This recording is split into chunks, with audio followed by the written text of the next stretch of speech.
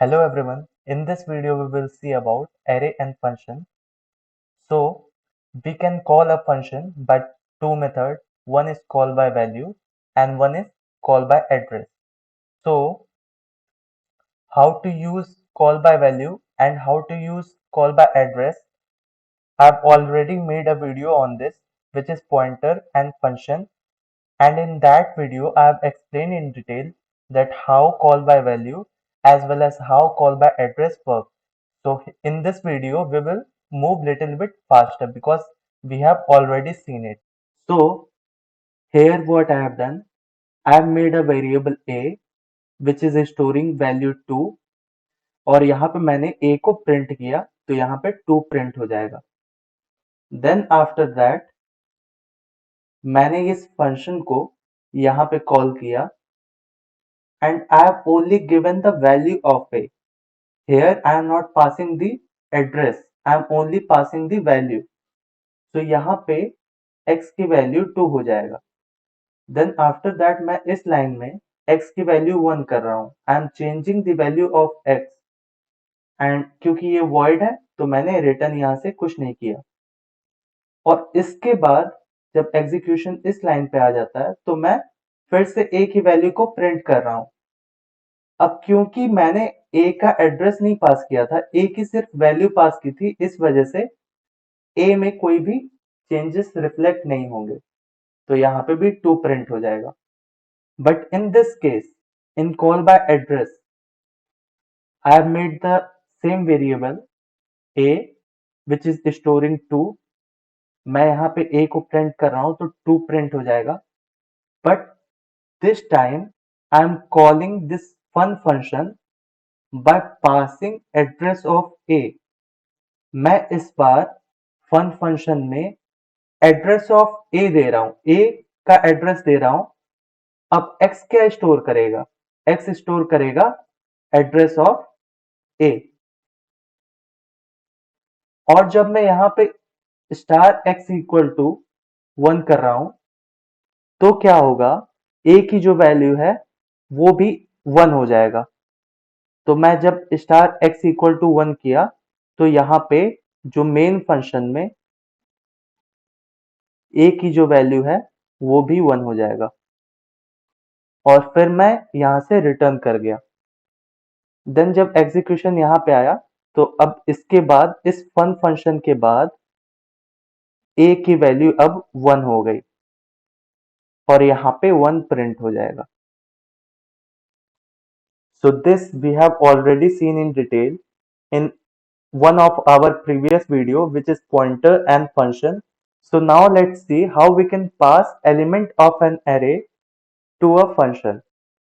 So यहाँ पे मैंने एक array बनाया है a नाम का which is of size 5 and ये सब वैल्यू स्टोर कर रहा है. और मैंने क्या किया, मैंने फर्स्ट इंडेक्स को इस लाइन में प्रिंट किया तो यहाँ पे फर्स्ट इंडेक्स की वैल्यू को प्रिंट किया तो यहाँ पे 2 प्रिंट हो जाएगा. फिर इस लाइन में मैंने फन फंक्शन को कॉल किया और उसमें क्या पास किया, उसमें जो फर्स्ट इंडेक्स की जो वैल्यू है वो पास किया. मैंने क्या बताया था कि a ऑफ इंडेक्स को नॉर्मल वेरिएबल मानना. तो जब मैं इसको पास कर रहा हूं तो ये एक नॉर्मल वेरिएबल की तरह पास हो जाएगा तो x की वैल्यू यहाँ पे 2 हो जाएगा. और अगर यहाँ पे मैं x की वैल्यू 9 कर रहा हूं और फिर से मैं यहाँ पे प्रिंट कर रहा हूं तो क्या एरे में कोई चेंजेस रिफ्लेक्ट होंगे या फिर क्या एरे के एलिमेंट्स में कोई चेंजेस रिफ्लेक्ट होंगे? तो आंसर इज नो, बिकॉज हम लोग a ऑफ 1 की वैल्यू पास कर रहे हैं, ना कि a ऑफ 1 का एड्रेस पास कर रहे हैं कि जो फर्स्ट इंडेक्स पे जो वैल्यू है वो मेमोरी में कहाँ प्रेजेंट है, हम लोग उसको पास नहीं कर रहे हैं. rather than हम लोग क्या पास कर रहे हैं, हम लोग सिर्फ और सिर्फ वैल्यू पास कर रहे हैं. तो इस वजह से यहाँ पे एरे में कोई भी चेंजेस रिफ्लेक्ट नहीं होगा और ना ही a ऑफ 1 में कोई चेंजेस रिफ्लेक्ट होगा, तो यहाँ पे 2 हो जाएगा. तो this is same as call by value. But in this case, इस वाले में हम लोग क्या कर रहे हैं, पहले यहां पे प्रिंट किया तो यहां पे 2 आ गया। अब देखो इस वाले में हम लोग एड्रेस पास कर रहे हैं फर्स्ट इंडेक्स के एलिमेंट का। अब यहां पे क्या होगा, 5 साइज का एरे है, 1 2 3 4 5, इसको हटा दो। ये मान के चलो 100 मेमोरी लोकेशन पे है, ये 104 पे है, ये 108 पे हो जाएगा, एंड लाइक दिस ये आगे चलेगा। अब मैं क्या कर रहा हूं, अब x के अंदर एड्रेस ऑफ a ऑफ 1 है, और a ऑफ 1 क्या है, ये 0 1 2 3 4। तो इसका एड्रेस इसका एड्रेस क्या है, 104। इस मेमोरी लोकेशन का एड्रेस क्या है, 104। तो अब x के अंदर 104 आ गया। अब मैं क्या कर रहा हूं कि स्टार x इक्वल टू 9 कर रहा हूं। तो स्टार x की वैल्यू क्या है, 104। तो इससे क्या होगा, इससे 104 जो मेमोरी लोकेशन है वहां पे वैल्यू 9 हो जाएगा। तो 104 मेमोरी लोकेशन ये है, तो यहाँ पे वैल्यू 9 हो जाएगा। तो अब a ऑफ 1 की वैल्यू 9 हो गई, और अब मैं फिर से यहाँ पे प्रिंट करूं तो a ऑफ 1 की वैल्यू 9 हो जाएगी। तो अब हम लोग ये भी देख चुके कि एरे के एलिमेंट को फंक्शन में कैसे पास किया जा सकता है। बट इन केस, किसी केस में अगर मुझे ये पूरा पूरा एरे को ही पास करना पड़ गया फंक्शन के अंदर, तब मैं क्या करूंगा, तब मैं क्या करूंगा, देखो अब हम लोग देखेंगे passing array to a function. अब हम लोग पूरा पूरा एरे ही पास कर देंगे किसी फंक्शन में। तो for that I am just writing a program. तो यहां पे मैंने एक प्रोग्राम लिखा जिसमें मैं पूरा पूरा एरे पास कर रहा हूं। मैं क्या कर रहा हूं, एरे को पास कर रहा हूं as an argument in this function, print function में। तो चलो देखते हैं इसको।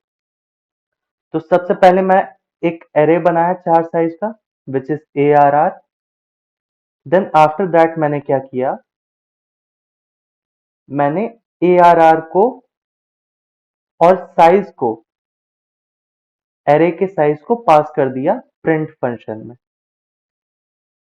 तो ARR क्या है, ARR क्या है, address of ARR of 0। First element का एड्रेस है ARR। तो मैंने इवेंचुअली क्या किया, मैंने ARR को जब पास किया तो अब फर्स्ट एलिमेंट का एड्रेस पास हो गया। तो इस ए के अंदर स्टोर हो गया एड्रेस ऑफ ARR ऑफ 0। तो अगर मैं इसके जगह ये भी लिख दूं, या तो मैं ये लिखूं या तो मैं ये लिखूं, दोनों सेम होगा। बिकॉज इवेंचुअली मैं क्या कर रहा हूं, मैं ए के अंदर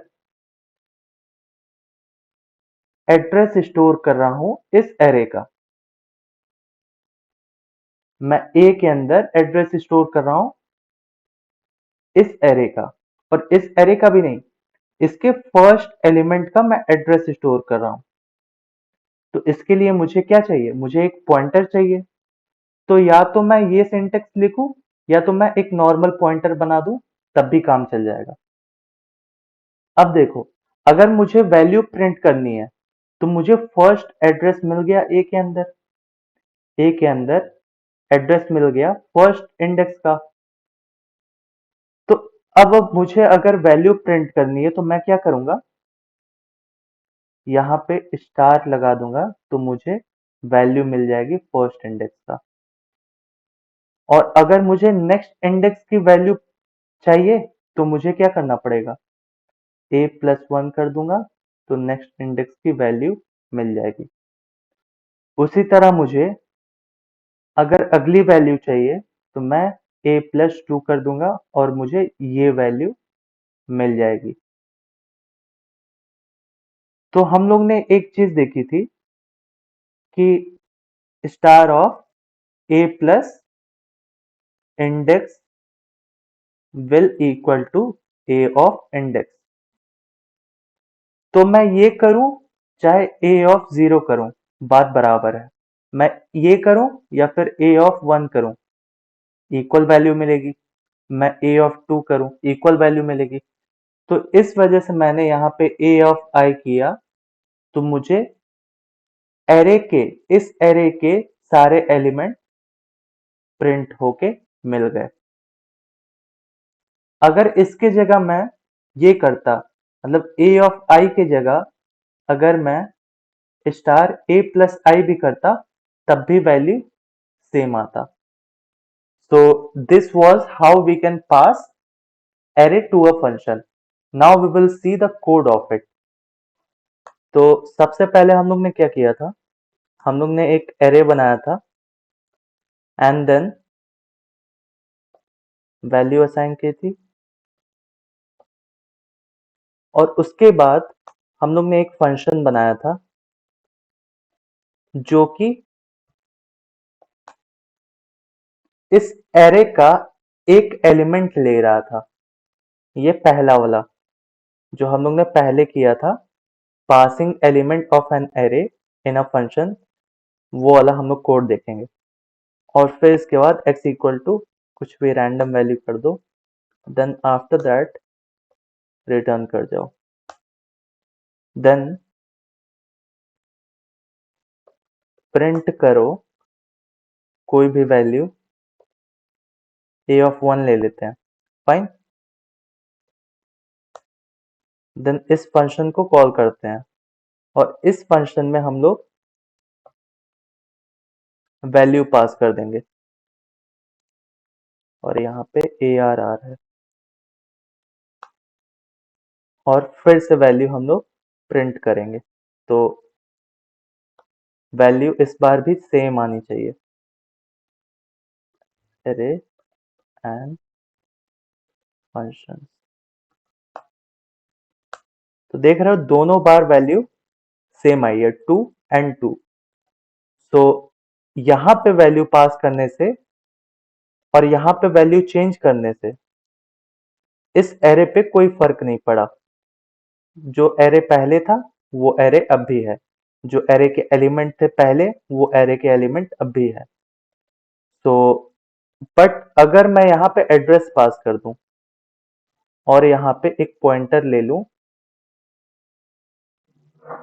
यहाँ पे स्टार x इक्वल टू 9 कर दूं, नाउ व्हाट विल हैपन। तो अब क्या होगा, अब वैल्यू चेंज हो जाएगी। पहले 2 था, पहले 2 था, अब 9 हो गया। So the value has changed. अब प्रिंट वाला कोड करते हैं। तो प्रिंट करने के लिए हम लोग को क्या चाहिए था, यहाँ पे एक एरे चाहिए और साइज चाहिए, और यहाँ पे हम लोग i इक्वल टू 0 से लेके i इक्वल टू साइज -1 तक जा रहे थे। देन आफ्टर दैट यहाँ पे हम लोग प्रिंट कर रहे थे सारी सारी वैल्यूज। तो a ऑफ i, और यहाँ पे रिटर्न कर जाओ। ये सारे कोड हटाओ एंड फन कॉल करो। इसका एड्रेस पास करना है और साइज पास करना है, तो साइज 4 है अभी के लिए। So let's see.